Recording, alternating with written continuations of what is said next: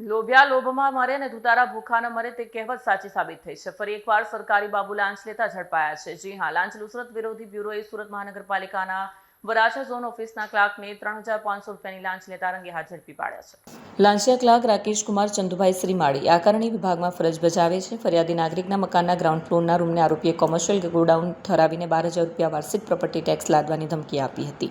ત્યારબાદ વેરો રહેણાંક રાખવા બદલે 3,500 રૂપિયાની લાંચની માંગ કરી ફરિયાદીએ એસીબીનો સંપર્ક કરતા ટીમે છટકો ગોઠવ્યો। વરાછા ઝોન ઓફિસ પાસે મોબાઈલ દુકાન સામે લાંચની રકમ આપતા આરોપીને ઝડપી લેવામાં આવ્યો।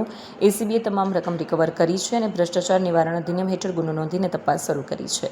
ગત રોજ એસીબીને ફરિયાદ મળેલી કે વરાછા ઝોનમાં આકારણી વિભાગમાં ફરજ બજાવતા રાકેશ ચંદુભાઈ શ્રીમાળી કે જેઓ આકારણી ક્લાર્ક તરીકે ફરજ બજાવે છે, તેઓએ આ કામે ફરિયાદીના જો કોમર્શિયલ વેરાની જગ્યાએ રેસિડેન્ટ વેરો જોઈતો હોય તો 12,000 રૂપિયા વેરો લાગશે, આમ કહી 3,500 રૂપિયાની લાંચની માગણી કરેલી અને એ 3,500 રૂપિયાની લાંચ સ્વીકારતા રેડ એન્ડ પકડાયેલા છે।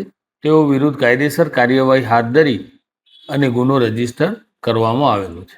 સર, કેટલા સમયથી આ જગ્યા પર ફરજ બજાવતા હતા અને હવે કઈ પ્રકારની કાર્યવાહી કરી? રાકેશ શ્રીમાળી એ છેલ્લા 3 માસથી ક્લાર્ક તરીકે વરાછા ઝોનમાં ફરજ બજાવે છે અને તેઓનો 33,000 રૂપિયા પગાર છે અને હવે આગળની કાર્યવાહીમાં રિમાન્ડ અને બીજી ઇન્વેસ્ટિગેશન થશે, પછી કંઈ કહી શકાય।